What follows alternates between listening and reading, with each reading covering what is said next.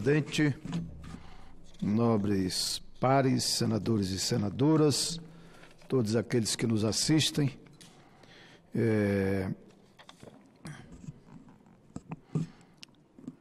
infelizmente eu não vou continuar o tom de otimismo que alguns colegas já colocaram aqui, porque de um ponto de vista do país está vivendo nos últimos anos,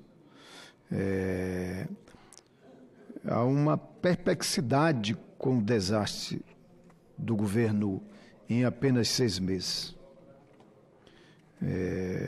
Está aí as insatisfações nas ruas, está aí a polarização na política, está aí o desânimo de setores da economia brasileira e está aí a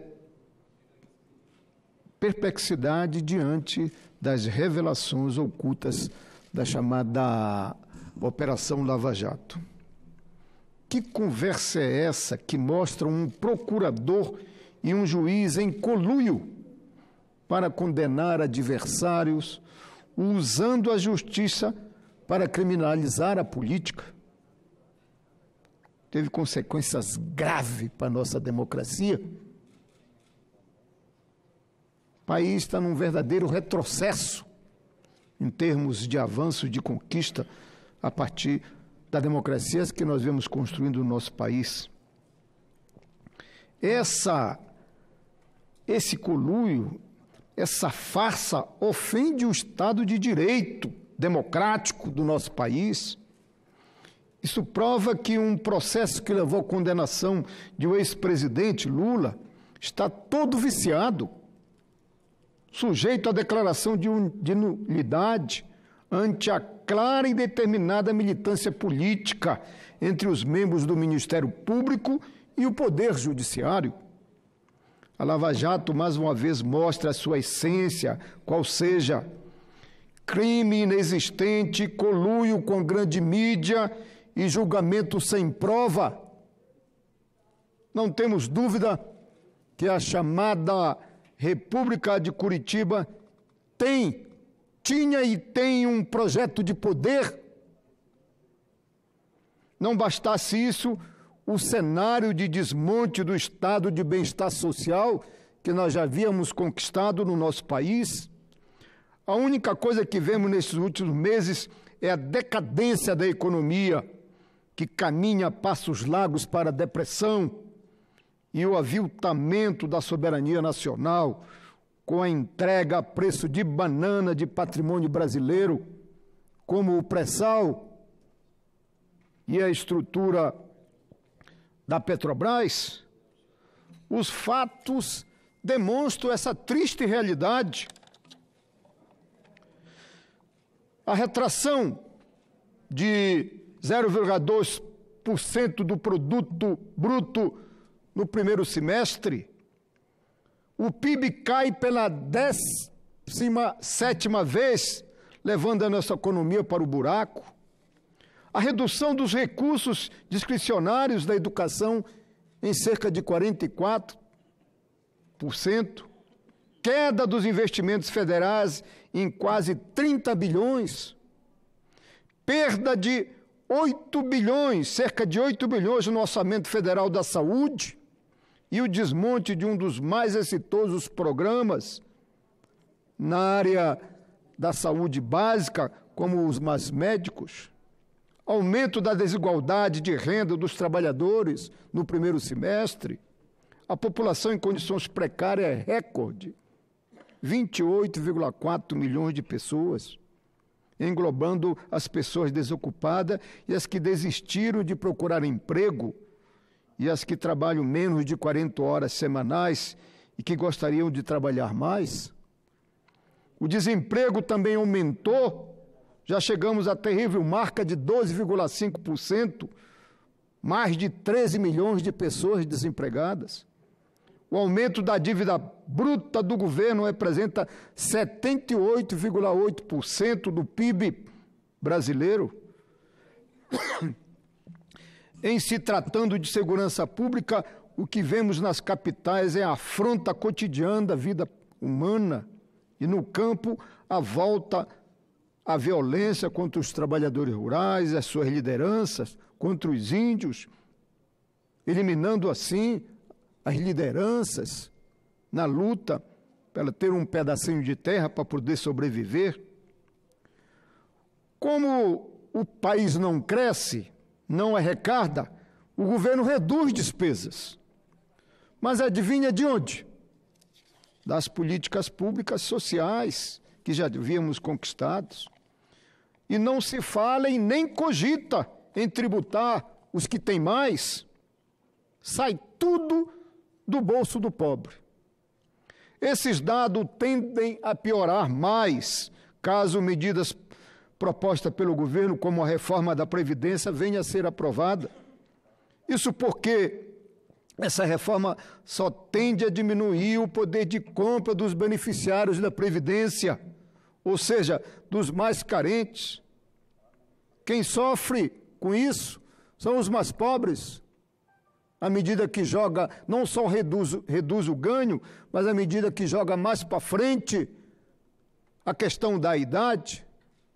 Todo mundo sabe que 65% dos municípios brasileiros vivem dessa renda, que é o salário do funcionalismo público, que é o público municipal, quer seja dos aposentados, daqueles que vivem da Previdência Social. Do mesmo modo, nosso patrimônio está sendo dilapidado pelo governo, está sendo entregue a interesse de outros países, notadamente aos norte-americanos. O pré-sal, as subsidiárias da Petrobras e as minas de urânio, sem falar nos bancos públicos que estão sendo esvaziados na perspectiva de serem privatizados. O desgoverno de Bolsonaro é notório. Sabemos da importância de estarmos juntos nas ruas, trabalhadores e trabalhadoras, o povo unido em defesa da nossa nação. Nós, defensores do patrimônio público brasileiro, da soberania nacional e do Estado Democrático do Direito, exige uma atuação firme do Judiciário, do Ministério Público e dos parlamentares para desconstituir essa farsa, resgatar o patrimônio público e não permitir a aprovação de leis que afrontem os direitos já conquistados. Exigimos que sejam respeitados os princípios balizadores da nossa democracia. Na terça-feira, dia 25 passado, acompanhamos um dos recursos do julgamento do ex-presidente Lula. Falta uma análise de um dos mais importantes que pede a suspeição do ex-juiz Sérgio Moro. E as provas que vêm sendo apresentadas pela mídia alternativa, através do site The Intercept, agora em parceria com outros jornalistas, inclusive o jornal Folha de São Paulo, precisa ser melhor analisada pelo ministro do Supremo. No entanto, o que estamos vendo é que vem mais bomba por aí. Em audiências aqui nesta casa estão sendo chamados os vários atores destas informações. Já adiantamos que tem gente que vai se arrepender do que está cobrando em mais informações. O ex-presidente Lula sempre afirmou a parcialidade do ex-ministro, do ex-juiz e hoje ministro Sérgio Moro, que macula o poder judiciário, desestabilizou a economia e feriu a legitimidade da política nacional. Não detém condições para continuar como ministro da Justiça do nosso país. Está aí a nossa economia. a forma de investigação, a forma de combater a corrupção não podia ser essa, de uma militância política, e que, ao mesmo tempo, colocou em xeque a nossa economia, levando à falência uma grande indústria que estava se tornando, inclusive, multinacional, que é a indústria da construção civil, a indústria naval. Tudo isso foi por ralo.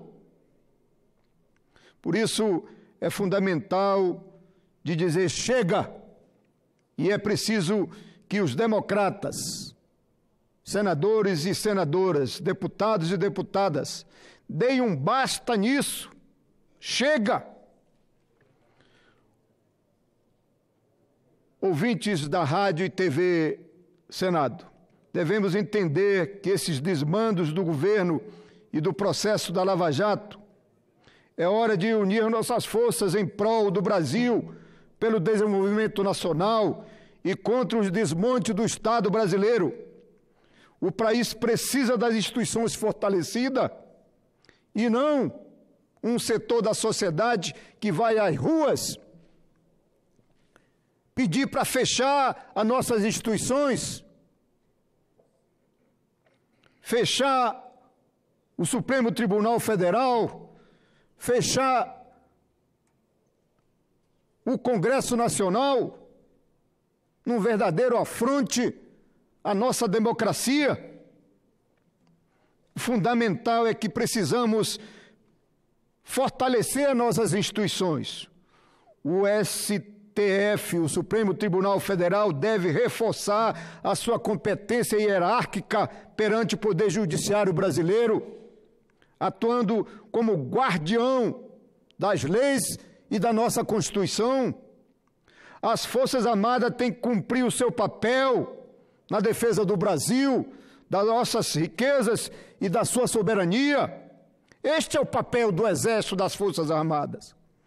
Cabe a nós, do Parlamento brasileiro, a Câmara e o Senado, cumprir o nosso papel, qual seja, recuperar e fortalecer a democracia, dando soluções através das nossas iniciativas parlamentares, o problema da economia, do desemprego, do desenvolvimento, ouvindo assim o nosso povo organizado, quer seja nas ruas, quer seja nas suas organizações, nas suas representações, para poder fazer valer a sua voz.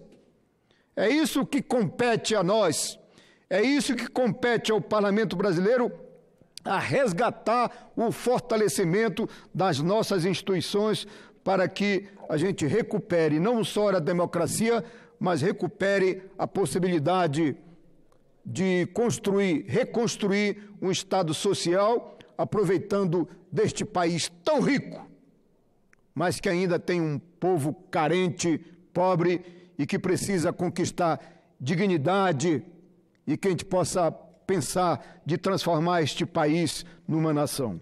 Muito obrigado, senhor presidente. Convido imediatamente o próximo orador, senador Nelsinho Trades, grande representante do Mato Grosso do Sul, PSD.